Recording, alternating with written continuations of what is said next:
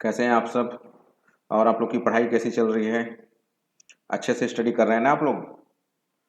बस practice practice practice, केवल practice कीजिए, प्रैक्टिस करते रहिए, ऑटोमेटिक आपकी स्पीड बढ़ती जाएगी। एक नए पेपर खाद एवं उर्वरक का फिर से आपके सामने है। फिर से कहूँगा मैं, पेन और कॉपी लेके आप रेडी रहिए। ठीक है, चलिए स्टार्ट करते हैं। पहला क्वेश्चन आपके सामने।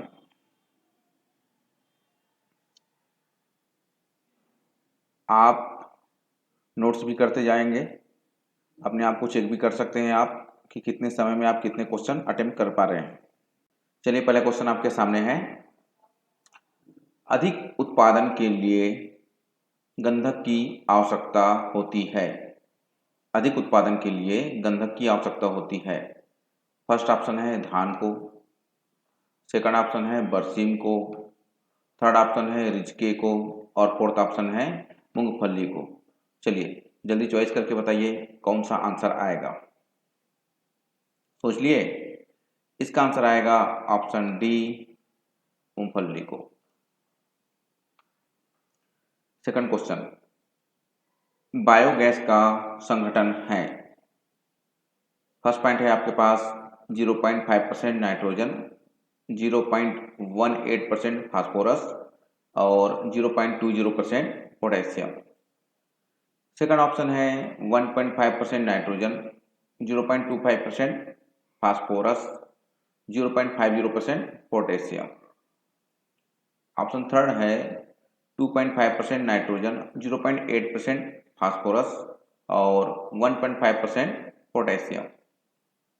ऑप्शन फोर्थ 3% नाइट्रोजन, 1% फास्फोरस और 1% पोटेशियम। चलिए जल्दी चॉइस कीजिए, आंसर क्या आएगा। इसका आंसर आएगा आपके पास ऑप्शन सी।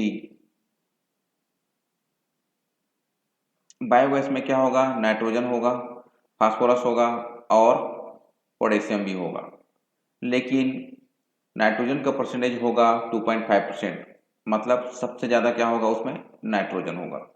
उसके बाद क्या होगा? पोटेशियम, और सबसे कम क्या होगा? फास्फोरस। क्लियर हो रहे हैं? चलिए next question, question number third. धान के पानी भरे खेत में नाइट्रोजन स्थिरीकरण के लिए कौन सा सूक्ष्मजीव उपयोग में लाया जाता है? क्वेश्चन फिर से सुनिए। धान के पानी भरे खेत में नाइट्रोजन स्थिरीकरण के लिए कौन सा सूक्ष्मजीव उपयोग में लाया जाता है? फर्स्ट ऑप्शन है राइजोबियम, सेकंड ऑप्शन है एजिडोबैक्टर, थर्ड ऑप्शन है शैवाल और फोर्थ ऑप्शन है उपरोक्त सभी। ऑल ऑफ दिस आपको बताना है कौन सा करेक्ट ऑप्शन होगा। इसका आंसर आएगा आपके पास ऑप्शन सी, शैवाल। चलिए next question, question number four. निम्न में से कौन सा हरी खाद की फसल का गुण है? निम्न में से कौन सा हरी खाद की फसल का गुण है? फर्स्ट ऑप्शन है कार्बनिक पदार्थ की मात्रा ज़्यादा हो, सेकंड ऑप्शन है वनस्पतिक वृद्धि शीघ्र होती हो, थर्ड ऑप्शन है रेशे और लिग्निन की मात्रा कम हो और फोर्थ ऑप्शन उपरोक्त सभी। चलिए बताइए क्या आएगा। इसका आंसर होगा आपके पास फोर्थ, उपरोक्त सभी। मतलब समझ लीजिए हरी खाद के लिए आपको कार्बनिक मात्रा की ज़्यादा चाहिए, वनस्पतिक वृद्धि भी शीघ्र चाहिए, साथ ही साथ रेशे और लिग्निन की मात्रा उसमें कम होनी चाहिए। क्लियर हो रहे हैं? याद रखिए कार्बनिक मात्रा, कार्बनिक पदार्थ की मात्रा है ना, ये क्या होना चाहिए? ज़्यादा होना चाहिए। कार्बनिक पदार्थ की मात्रा क्या होनी चाहिए? ज़्यादा होनी चाहिए। और जिससे वनस्पतिक वृद्धि क्या होनी चाहिए? शीघ्रता से होनी चाहिए, लेकिन वहाँ पर रेशे और लिग्निन की मात्रा कम होनी चाहिए। तो इसका आंसर क्या आएगा आपके पास? उपरोक्त सभी। चलिए नेक्स्ट क्वेश्चन, क्वेश्चन नंबर 5। पौधे नाइट्रोजन किस रूप में लेते हैं? फर्स्ट ऑप्शन है नाइट्रेट, सेकंड अमोनियम, थर्ड है ए और बी दोनों, मतलब नाइट्रेट और अमोनियम दोनों, और फोर्थ ऑप्शन है एमाइड। चलिए बताइए क्या आंसर आएगा।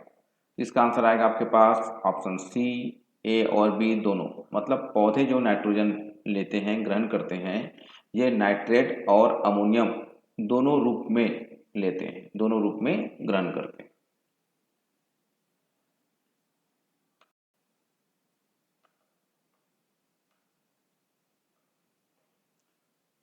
क्वेश्चन नंबर 6,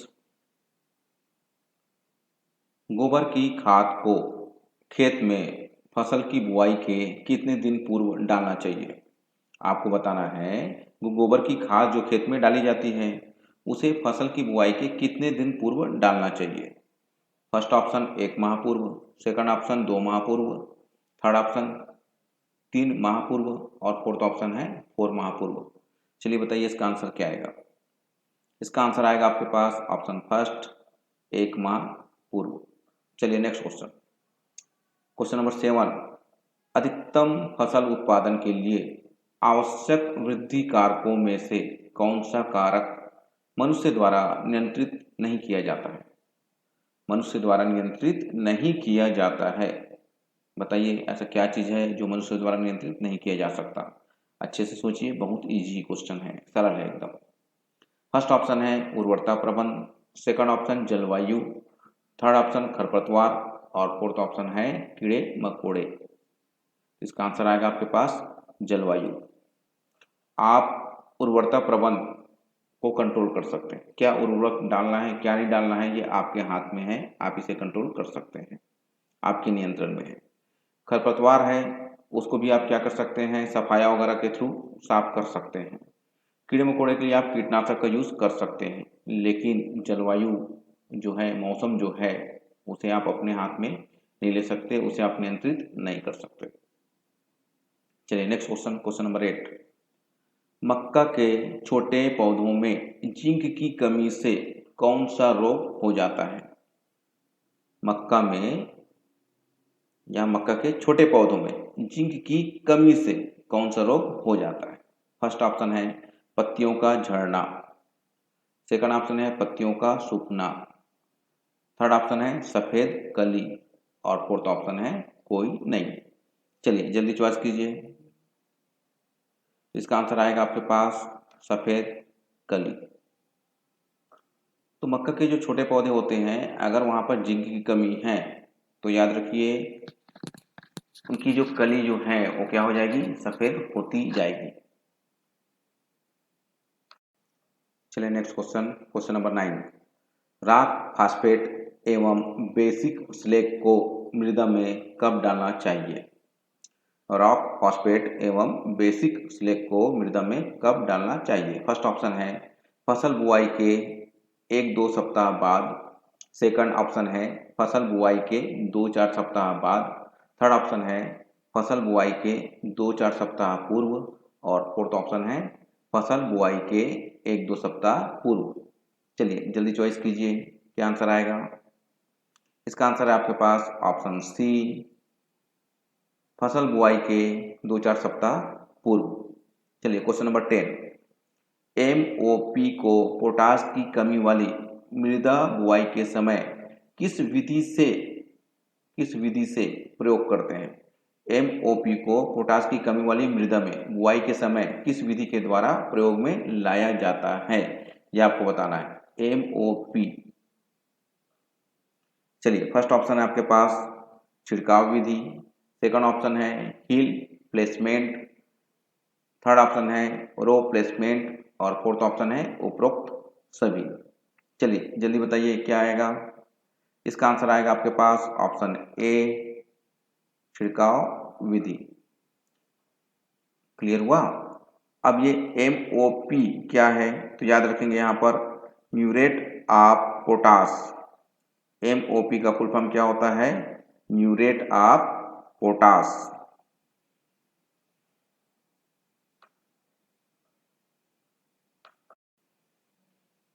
चलिए नेक्स्ट क्वेश्चन, क्वेश्चन नंबर 11, पत्तियां वाली सब्जियों के गुणों में वृद्धि के लिए आवश्यक है। पत्तियां वाली सब्जियों के गुणों में वृद्धि के लिए आवश्यक है। फर्स्ट ऑप्शन है phosphorus, second option nitrogen, third option potassium और फोर्थ ऑप्शन है इनमें से कोई नहीं। चलिए बताइए जल्दी। तो इसका आंसर आएगा आपके पास ऑप्शन बी, नाइट्रोजन। इसका आंसर क्या होगा आपके पास? नाइट्रोजन। मीन्स पत्तियों वाली जो सब्जी है उसके वृद्धि के लिए, गुण में वृद्धि के लिए नाइट्रोजन की आवश्यकता होती है। चलिए नेक्स्ट क्वेश्चन नंबर 12। सोना किस उर्वरक का व्यापारिक नाम है? सोना किस उर्वरक का व्यापारिक नाम है? फर्स्ट ऑप्शन है यूरिया, सेकंड ऑप्शन है CAN, थर्ड ऑप्शन है अमोनियम क्लोराइड और फोर्थ ऑप्शन है अमोनियम सल्फेट। चलिए बताइए इसका आंसर क्या आएगा? इसका आंसर है आपके पास ऑप्शन बी CAN। CAN का फुल फॉर्म समझ में आ रहा है ना आपको? Calcium ammonium nitrate. Calcium ammonium nitrate, ये CAN का फुल फॉर्म है। Question number 13। Single super phosphate बनाने में कौन सा अम्ल प्रयोग लाया जाता है? सिंगल सुपर फास्फेट बनाने में कौन सा अम्ल प्रयोग लाया जाता है? फर्स्ट ऑप्शन है फास्फोरिक अम्ल, सेकंड ऑप्शन है नाइट्रिक अम्ल, थर्ड ऑप्शन है सल्फ्यूरिक अम्ल और फोर्थ ऑप्शन है कोई नहीं। बताइए आंसर क्या आएगा? इसका आंसर आएगा आपके पास ऑप्शन सी सल्फ्यूरिक अम्ल। मतलब समझ लीजिए सिंगल सुपर फास्फेट बनाने के लिए सल्फ्यूरिक अम्ल H2SO4 प्रयोग में लाया जाता है। चलिए नेक्स्ट क्वेश्चन नंबर 14। SSP में सल्फर का परसेंटेज होता है। SSP का फुल फॉर्म है single super phosphate. Single super phosphate में सल्फर का परसेंटेज है, कितना होता है बताना है आपको। फर्स्ट ऑप्शन है 12 से 16%, सेकंड ऑप्शन है 8 से 12%, थर्ड ऑप्शन है 16 से 20% और फोर्थ ऑप्शन है 11 से 12%। चलिए जल्दी चॉइस कीजिए। इसका आंसर आएगा आपके पास ऑप्शन डी 11 से 12%। Question number 15। 15वां नंबर का क्वेश्चन आपके सामने है। सबसे अधिक नाइट्रोजन की मात्रा होती है। सबसे अधिक नाइट्रोजन की मात्रा होती है। फर्स्ट ऑप्शन है गेहूं का भूसा, सेकंड ऑप्शन है मूंगफली का छिलका, थर्ड ऑप्शन है बुरादा और फोर्थ ऑप्शन है सूखी घास। बताइए सबसे अधिक नाइट्रोजन की मात्रा किसमें होती है? इसका आंसर आएगा आपके पास मूंगफली का छिलका। क्वेश्चन नंबर 16, 16 नंबर का क्वेश्चन आपके सामने है। जिन पौधों में नाइट्रोजन अधिक होता है इनका विच्छेदन। जिन पौधों में नाइट्रोजन अधिक होता है इनका विच्छेदन। फर्स्ट ऑप्शन है कम होगा, सेकंड ऑप्शन है अधिक होगा, थर्ड ऑप्शन है विच्छेदन नहीं होगा और फोर्थ ऑप्शन है कोई नहीं। चलिए जल्दी चॉइस कीजिए, बताइए। इसका आंसर आएगा आपके पास ऑप्शन बी अधिक होगा। मतलब जिन पौधों में नाइट्रोजन अधिक होता है उनका विच्छेदन भी अधिक होता है। क्वेश्चन नंबर 17, 17वें नंबर का क्वेश्चन आपके सामने है। सबसे अधिक फर्टिलाइजर का प्रयोग किस फसल में किया जाता है?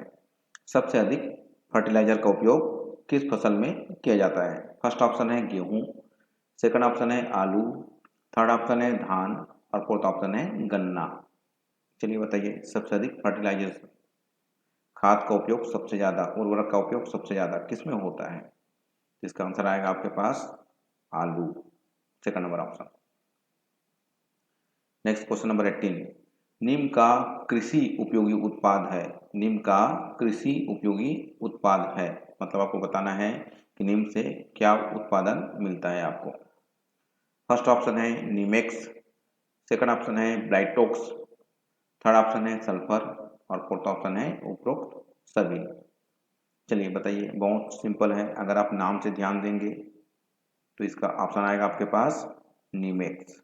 नीम से क्या मिलता है? नीमेक्स प्राप्त होता है। क्वेश्चन नंबर 19, 19वें नंबर का क्वेश्चन। यूरिया का सूत्र है। यूरिया का सूत्र है। फर्स्ट ऑप्शन है NH4NO3, सेकंड ऑप्शन है NH4Cl, थर्ड ऑप्शन है NH4 ट्वाइस SO4 और फोर्थ ऑप्शन है CONH2 ट्वाइस। चलिए बताइए यूरिया का फार्मूला क्या होता है? इसका आंसर आएगा आपके पास ऑप्शन डी। इसको आप किस तरीके से और बोल सकते हैं, NH2CO फिर से NH2। तो यूरिया का फार्मूला क्या बन जाएगा, NH2CO NH2। या आप इस तरीके से भी इसे याद कर सकते हैं। लास्ट क्वेश्चन आपके सामने है, क्वेश्चन नंबर 20, 20वां नंबर का प्रश्न। निम्न में से पशुओं के खाने योग्य खली है। निम्न में से पशुओं के खाने योग्य खली है। फर्स्ट ऑप्शन है अरंडी की खली, सेकंड ऑप्शन है नीम की खली, थर्ड ऑप्शन है सरसों की खली और फोर्थ ऑप्शन है करंज की खली। चलिए जल्दी बताइए क्या आंसर आएगा। इसका आंसर आएगा आपके पास ऑप्शन सी, सरसों की खली। पशुओं के खाने के लिए या पशुओं के खाने योग्य जो बेस्ट है, जो खली है, उसका नाम क्या है, सरसों की खली। चलिए दोस्तों, ये 20 प्रश्न आपको अच्छे से प्रैक्टिस करने हैं। अगर आप चाहें तो कॉपी में भी अच्छे से नोट कर सकते हैं। और अगर आपको हमारे चैनल बहुत अच्छे लग रहे हैं, पसंद आ रहे हैं, हमारे प्रश्नों की जो चॉइस है, क्वेश्चन का जो सिलेक्शन है, अगर अच्छा लग रहा है तो कृपया हमारे चैनल को सब्सक्राइब कीजिए, लाइक कीजिए, शेयर कीजिए और अपने दोस्तों को भी बताइए। Okay, thank you.